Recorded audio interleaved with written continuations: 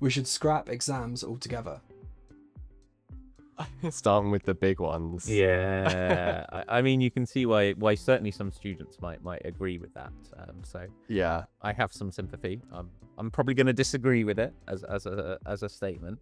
Yeah, my instinct was to go strongly disagree. Yeah. So a little bit stronger. I mean, I feel so. There's the recent OCR report, striking the balance. Arguing not for removing exams, but for a reduction in them. And I think they make the case quite strongly there, very well. And there is an argument that perhaps they are more exams than we need to do accurate measurements, or that maybe sometimes an alternative form of assessment that we may not view as an exam, like an interview or portfolio, could be better, could be a more accurate reflection. But the kind of the virtues of examinations, in terms of being standardized and being fair for that reason, plus the idea of there's particular skills and knowledge that you probably do need to show in an exam type situation, things that you recall when asked and so on. So the reason why I went strongly disagree was that I think there'll always be some circumstances where that is important and a valid thing to assess. So as long as an exam is the most valid way that we can get to those skills, then it's likely that they're going to be here to stay, I would say.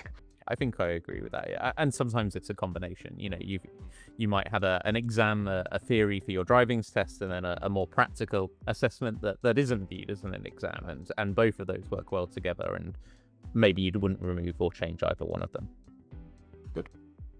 Okay, next one. Grades matter more than skills.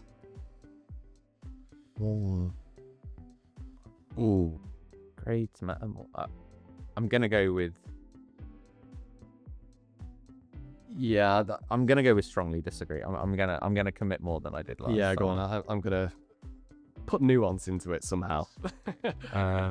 Yeah, I think ideally grades should reflect skills, and if they're related, that's what you'd hope. But I think skills are ultimately what matters is how well you can do something. Yeah. I mean, So I would say that some people, I think in reality, grades often matter more than skills, in the sense of people's interpretations of those grades. So they say that, an A means that someone's stronger than a B student, but actually when it comes down to what that represents, we're interested in as assessment people, what the skills are that underpinning those grades. Yeah. But often people get fixated on the grades themselves.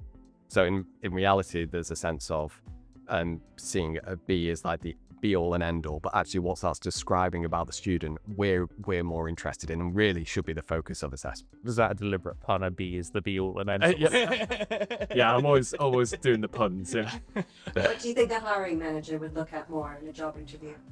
Yeah, well, I mean, grades are a proxy, right? So often, if you're shortlisting prior to interview, you might try and infer skills from a cover letter or from past roles, but grades are a very quick way of potentially distinguishing between candidates. Yeah, so a recruiting person would actually possibly add in a couple of extra tests and so on to try and get to those skills, so they're sure that the B or the A means what it actually means.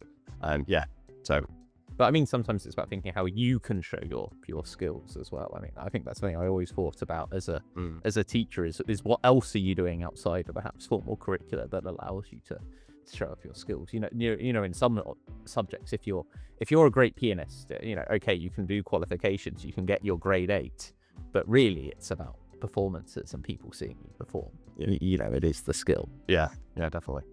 Good. Validity is still important in the age of AI. Oh, God, yeah. Strong. Oh yeah, we're not gonna. Yeah, we're validity. What's the word? We've bought into the concept. Yeah, I think. So AI is essentially changing how validity is represented in assessment. Yeah. And how you get validity in your assessment. So it may be that we're having to change in the university context how you express your knowledge through essays and so on. Is the essay dead? That is essentially a question that gets to the idea of validity and how we create it and how we understand it in an assessment context. So yeah, I don't think we'll be disagreeing on that ever, actually. No, I mean, I think if anything, it's made. I would say it's the opposite. It's made validity more important. Ultimately, validity depends on what you're trying to measure, And that's what AI is making everyone ask. It's like, what are we actually trying to measure here? Yeah. Are we trying to measure knowledge or skills or, you know, the ability to create something? And until you know what you're trying to measure, you don't know to what extent AI is a threat or an opportunity or what you should be incorporating. So you have to think about validity first. Yeah, so as a final point of this, I think the introduction of AI, what was it, November 23, when it suddenly became in the kind of public consciousness, that has improved the discourse about validity in assessment, because it's the main challenge to it, I would say. Or You're the more fundamental optimistic challenge. than I am.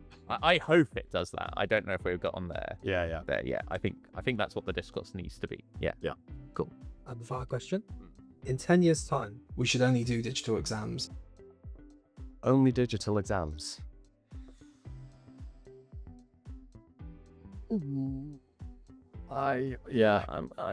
gonna All right, okay, we're only digital exams. only digital. I'm gonna caveat slightly. I think all exams would have a digital element to them. So okay, you know, you might be doing something that is performance based. You might be showing like how you can service a car. But I think I would like to think that maybe in 10 years' time that would be captured by cameras that would be stored digitally. I think that allows you to do things like have multiple people marking it to check the consistency. I'm going to say all exams would have digital elements. Yes. Yeah, I can understand that in terms of things like, to ensure fairness, you would need to go to your car mechanic example. You'd want someone to record the interaction of the task you've asked them to do, so someone else could quality assure it and check that it was a reliable judgment and all that kind of stuff. So maybe that you introduce that. Yeah. But in terms of the end-to-end process in all stages of assessment, if that's what you mean by digital, then that can't be true, because you'd want someone to get their hands on the car. You couldn't simulate that. You might try to, and they do it in airline pilots and so on, but they actually need to have the pilot flying the plane and showing that they can fly an actual plane. So it won't always be just digital. No. There'll always be some element of real life attached to it, even for particularly for competency-based assessments. Yeah, I'd agree with that. Yeah, cool. So you should.